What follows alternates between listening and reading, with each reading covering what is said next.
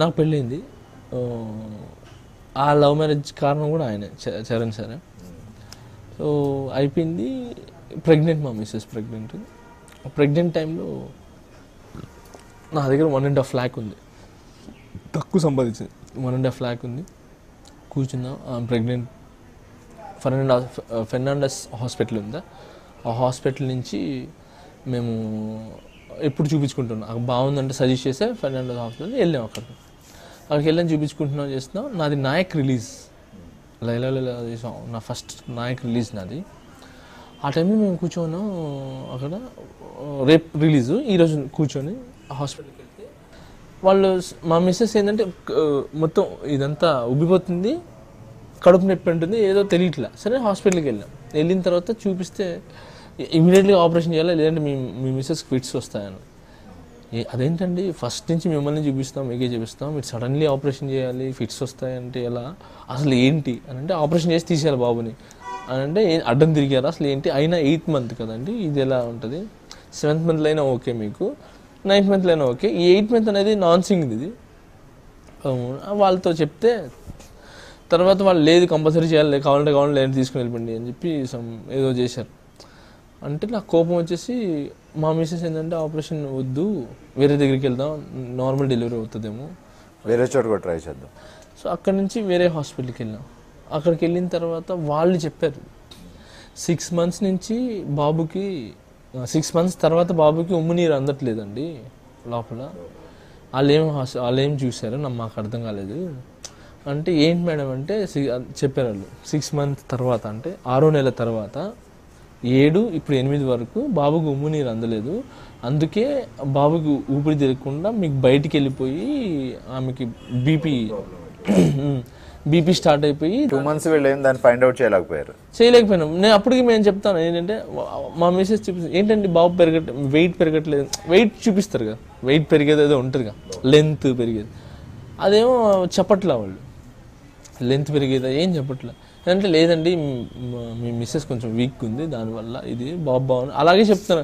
అందులో every month scanning కూడా చేయించాను నేను, స్కానింగ్ చేయించకుండా ఎవ్రీ మంత్ స్కానింగ్ చేయించేది, ఇంత ఎలా ఉన్నాడు బాబు, ఎలా చూసుకుంటున్నాను, అసలు ఏంటి బాబా పాప తెలియదు, అలాగా కంటిన్యూ మేము చేస్తున్నాం. ఇంకా వాళ్ళు చూడలేదన్నారు. ఇప్పుడు ఏం చేయాలి అంటే, రేపు పొద్దున్న వరకు నేను నార్మల్ డెలివరీ నుంచి నేను ట్రై చేస్తానని చెప్పి రియాజ్ హాస్పిటల్ ఎక్కడెక్కడో సరే అని చెప్పి అక్కడికి వెళ్ళాము. ఆ నైట్ ఆమె నార్మల్ డెలివరీ అవడానికి ఇంజక్షన్ ఇచ్చింది. పొద్దున్న వరకు మేము ఉన్నాము. పొద్దున్న అర్లీ మార్నింగ్ తను వచ్చి సారీ సార్ కంపల్సరీ ఆపరేషన్ చేయాలంటే మా మిస్సెస్ ఒప్పుకోలేదు. నేను ఆపరేషన్ చేయించుకోను, నార్మల్ డెలివరీ అవుతుంది, నాకు నమ్మకం ఉంది, నార్మల్ డెలివరీ అవుతుంది, తను చేసింది. సరే తిన మాట ఎందుకు కాదనాలి అని చెప్పి అక్కడి నుంచి మళ్ళీ తీసుకొని వచ్చేసాను. వాళ్ళ అమ్మల సైడ్ నుంచి ఇక్కడ రాజా నర్సింగ్ హాస్పిటల్ ఉంది ఇక్కడ మన కృష్ణానగర్ అటు సైడ్, అక్కడికి వెళ్ళాం. అక్కడికి వెళ్ళిన తర్వాత ఆమె చూసి ఎందుకు నేను నార్మల్ డెలివరీ నేను చేసేస్తాను, మీకు ఎందుకు చేస్తున్నాను, సరే అని చెప్పి నార్మల్ డెలివరీ చేస్తుంది, ఓకే హ్యాపీగా. అక్కడికి వెళ్ళాం. తను ఏం చేసింది, నార్మల్ డెలివరీ చేయడానికి అన్నీ చెక్ చేసి, తనకు తెలియదా ఇలా చేశారు ఇలా చేశారు, తను ఒక డాక్టరే కదా. తను ఏం చేసింది, వీళ్ళైతే డెలివరీ అవ్వడానికి ఇచ్చారు కదా, ఈమె అవ్వకుండడానికి మళ్ళీ ఇంకొక ఇంజక్షన్ ఇచ్చి ఆపేసింది. నాకు ఏం డాక్టర్లు అర్థం కాలేదు.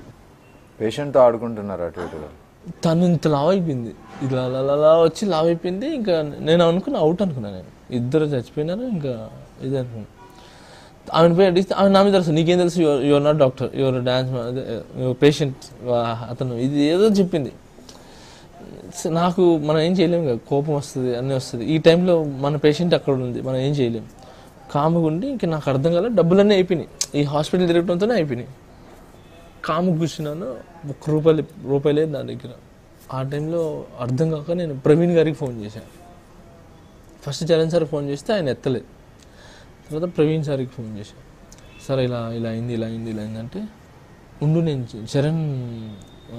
చరణ్ సార్ మౌనవ్రతంలో ఉన్నాడు, తిరుపతిలో ఉన్నారు, అందుకే ఎత్తట్లేదు, నేను పాస్ చేస్తాను మ్యాటర్ అంటే, సార్ అర్జెంట్ సార్ లేదంటే ప్రాబ్లం అయిపోతుంది అని అంటే, ఆయన పాపం ప్రవీణ్ సార్ ఇమీడియట్లీగా వెళ్ళి చరణ్ సార్ మెసేజ్ పెట్టారు. పాపం ఆయన అది చూసి మౌనవ్రతం వదిలేసి ఇమీడియట్లీగా నా కాంటాక్ట్లోకి వచ్చేసారు. వచ్చి ప్రవీణ్ సార్ చెప్పించి ఫోన్ చేసి అర్జెంటుగా నువ్వు అపోలోకి వెళ్ళిపో, అపోలోకి వెళ్ళి పేషెంట్ పేరు చెప్పు, మిగతా నేను చూసుకుంటాను ఫస్ట్ అంటే. అప్పుడు ఇమీడియట్లీ మా మిసెస్ తీసుకొని ఆమె ఎలా తీసుకుపోతారు ఏది అని చెప్పి కోపంగా ఇంకా తీసుకుని వచ్చేసాను. బయటికి వెళ్తే చచ్చిపోతే మాకు రెస్పాన్సిబిలిటీ లేదంటే నేనే రాసిస్తాను, అవసరం లేదని చెప్పి అక్కడి నుంచి వెళ్ళిపోయి అపోలోకి వెళ్ళాము. వెళ్ళి షేక్ ఆయిషా అని నా పేరు మాత్రం చెప్పాం, షేక్ ఆయిషా అండి అని పేరు చెప్పాం. అసలు ఎలా తీసుకుని వెళ్ళారో, ఎక్కడ తీసుకుని వెళ్ళారో, ఏం జరిగిందో తెలియదు మాకు. మొత్తం హై లెవెల్లో బాగా ట్రీట్మెంట్ జరిగింది. అక్కడి నుంచి లోపలికి వెళ్ళిపోయింది, అక్కడి నుంచి మొత్తం టోటల్గా వెళ్ళిపోయి మా నార్మల్ డెలివరీకి ట్రై చేశారు.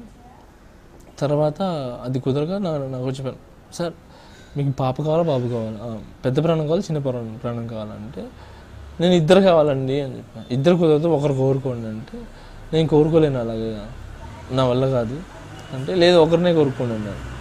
నేను కోరుకోలేనండి, వస్తే ఇద్దరం అండి, లేదంటే ఇద్దరు వదిలేసేయండి అని చెప్పాను. నాకు కాపాడగలిగితే ఇద్దరిని కాపాడండి, లేదంటే ఇద్దరు వదిలేసేయండి అని అలా చెప్తే ఇంకా లేదు మీరు సైన్ పెట్టండి, సైన్ పెట్టారు. ఇంకా ఆమెను తీసుకుపోయి ఆమెను ఒప్పించండి, నార్మల్ డెలివరీ అయితే అవ్వదు ఎందుకంటే టైం దాటిపోయింది, మీరు నిన్న వచ్చుంటే మేము చేసేవాళ్ళం, టైం దాటిపోయింది.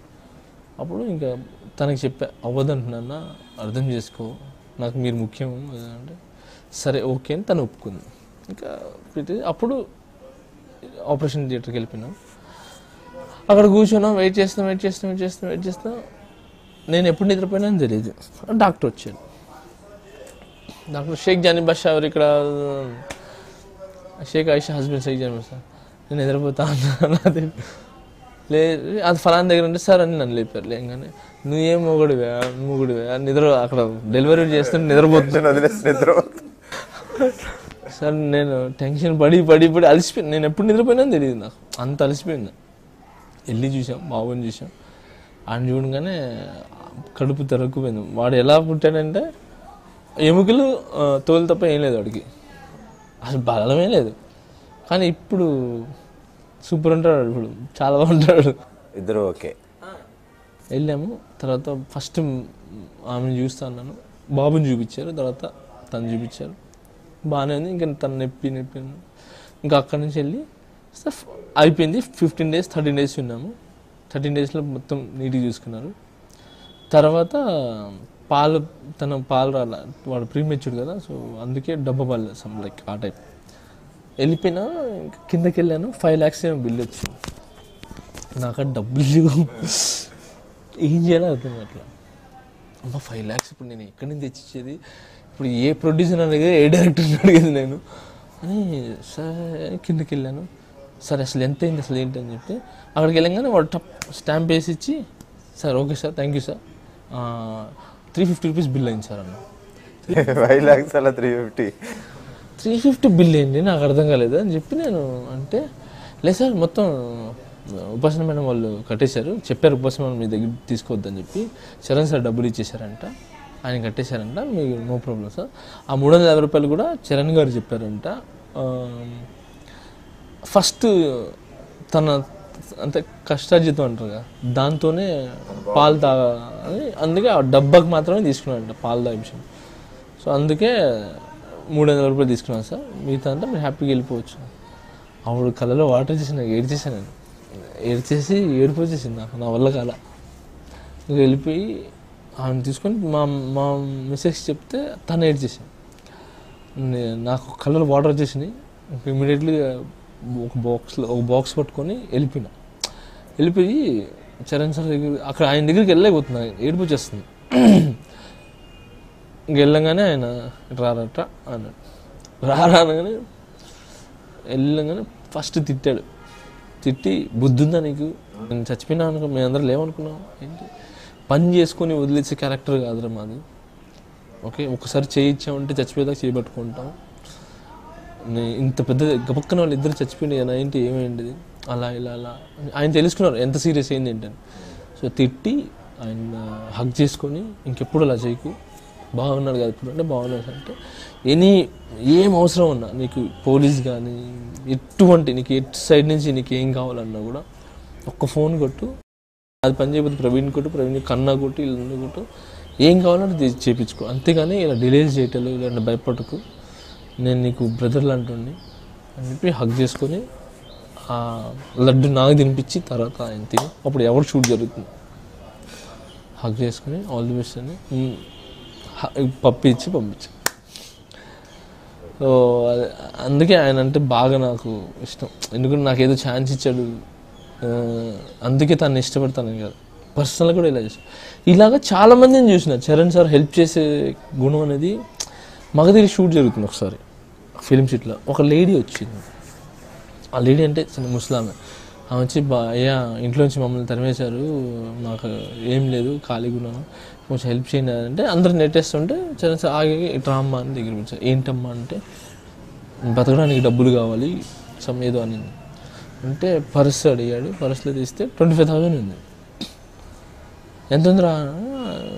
25,000. అమ్మా ఇదిగో 25,000 ఉంది, పెట్టుకో, ప్రస్తుతానికి ఇదే ఉంది, ఏమైనా కావాలంటే మళ్ళీ రండి, జాగ్రత్త, మీరు అంటూ ఒకటి ఎక్కడికైనా వెళ్ళండి అని వాళ్ళకి సంబంధించిన వాళ్ళు ఎవరు ఉంటే పట్టి వాళ్ళకి దగ్గర పెట్టండి. ఏమని లేదు అంటే ఒక అనవసరం మంచిది ఉంటుంది, అదే ఓల్డ్ ఏజ్ జాయిన్ చేయండి, డబ్బులు ఇచ్చి జాయిన్ చేయండి అని చెప్పి అది చేపించి పంపించాను. ఇలా నేను చాలా చూసాను. అందుకే ఆయన అంటే నాకు బాగా గౌరవం.